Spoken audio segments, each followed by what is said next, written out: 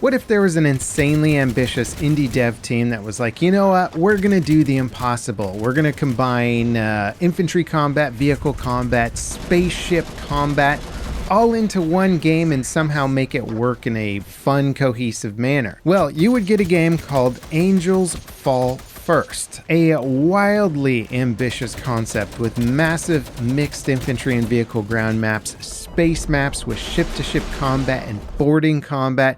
It's got tons of classes, weapons with attachments, a full progression system, custom and private server support with full AI bots, and in all honesty, I'm kind of shocked that this game hasn't really been on my radar to begin with, especially considering how long it's been around.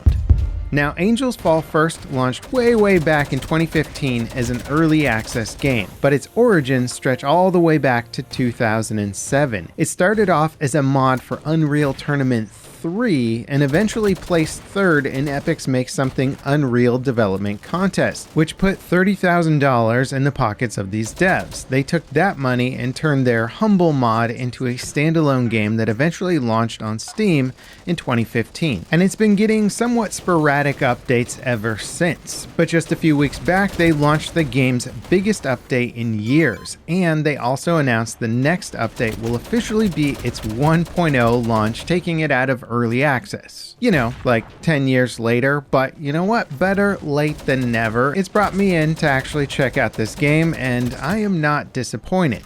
So, what is the actual gameplay like? Well, I can't really point at any other game for a direct comparison as there's so many different elements crammed into this game. Truly, the closest thing I can think of is Star Citizen's Theaters of War game mode that they were designing to try and combine all the spaceship and ground vehicle combat together, but even that was so ambitious they put it on the back burner potentially indefinitely.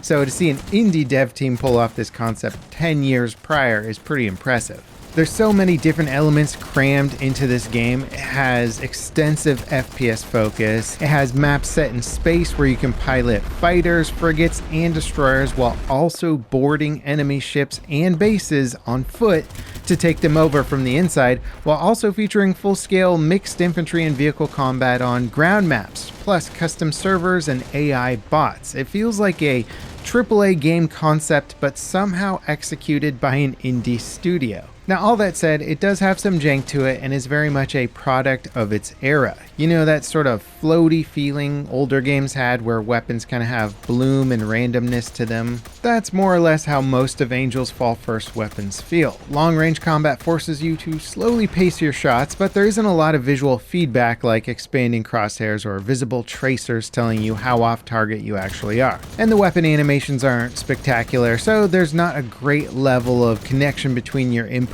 and how the weapons respond to them. The movement is also a bit floaty with low gravity feelings, and the ship controls are a bit rudimentary, but still competent. It definitely holds up against other games from its era, but it's being updated and worked on today, so the older mechanics do stand out a bit more. However, the standout feature is just the insane scope and capabilities of what you can do in this game, which makes most other games, even modern games, look kind of quaint. In one match, you'll fight to push an enemy team back in more of a linear map, going sector by sector. The next, you could be piloting a fighter ship and boarding an enemy space station. The next, you could be fighting alongside bipedal mechs. Or you could just join into a map where everything is happening all at once. Any one of the game's various maps and modes could almost stand on its own as a full game experience, but the combination of all of this stuff working together is kind of stunning. Not even Battlefield could manage combining all of these different concepts into a single cohesive game, and they tried hard with Battlefield 2042.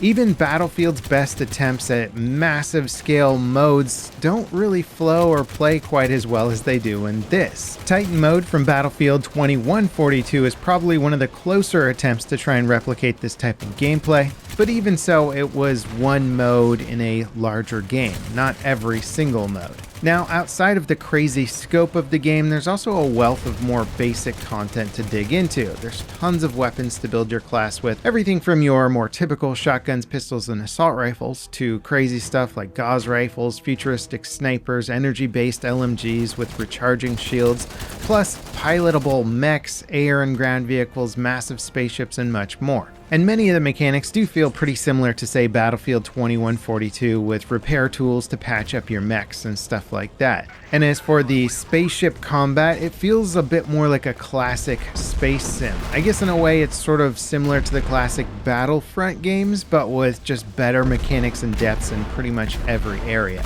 Now, one might expect things like gameplay flow and map design to suffer with such a big concept, but honestly the maps flow surprisingly well. The ground maps are especially massive feeling while on foot, but the flow of the combat is really well directed in a mostly linear direction. So even though the next objective might feel like 200 meters away, there's action in between you and that objective, plus plenty of vehicles to utilize to mix it up and cover to take advantage of, compared to, say, Battlefield 2042's launch maps, which were quite large for that franchise. They were still smaller than Angels Fall First maps, and they feel more empty in comparison. It's clear that these devs had a really good idea about how the gameplay would work well before designing out their massive maps. And of course, the game supports 64 players in multiplayer, which means 32v32 teams. Unfortunately though, because it is an aging indie dev game, it's not like there's hundreds of thousands of players online. So the odds of you finding a full server are pretty slim unless you organize some big event among friends or on the internet, but the game does have full AI bot support, so even in a server with just a handful of players, the action is still fast-paced and pretty intense. Though I will admit it would have been cool to see how this played during its peak with full player servers. I especially would have liked to be able to compare the experience between Battlefield, Battlefront, and other similar massive sandbox combat shooters. Now, I feel like modern indie game development tools have spoiled us a bit, and because they've made a lot of the big concepts much easier for indie devs to create. Angels Fall First was made before many of those tools allowed these smaller teams for faster and easier workflows. This is literally an Unreal Engine 3 game.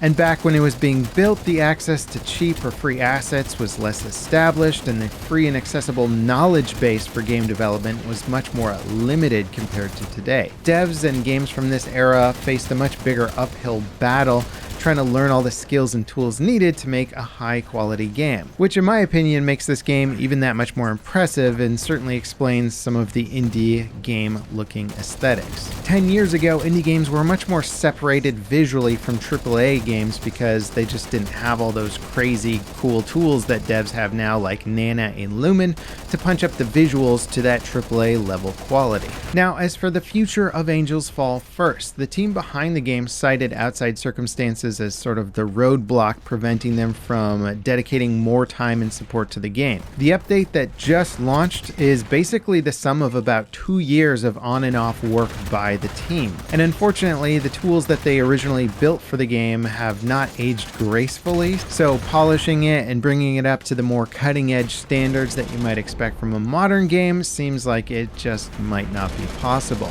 But the upcoming 1.0 launch will finally add a proper tutorial for onboarding new players, plus fixes and tweaks to ensure that feedback for the overall game is addressed. After the game hits its 1.0 launch, it's unclear if the developers plan to continue supporting the game with new content or if they're just going into maintenance mode. Personally, I think it would be really cool to see the whole concept ported over to, say, Unreal Engine 5 or something, but obviously that's a very time-intensive and expensive endeavor. Perhaps Epic could be persuaded to bankroll that part of the project or something. Who knows? Now, what about you? Should you check out Angels Fall First? Well, honestly, it gets a big recommendation from me. I'm very impressed with the project, but you have to go in knowing that you're unlikely to get into a full competitive multiplayer server. Maybe the 1.0 patch will bring a bunch of players back and it'll be populated for a while, so perhaps that could be a good time to check it out. It's an incredible project that feels like it was mostly just limited by the tools of its time more than anything else, as the devs crammed well over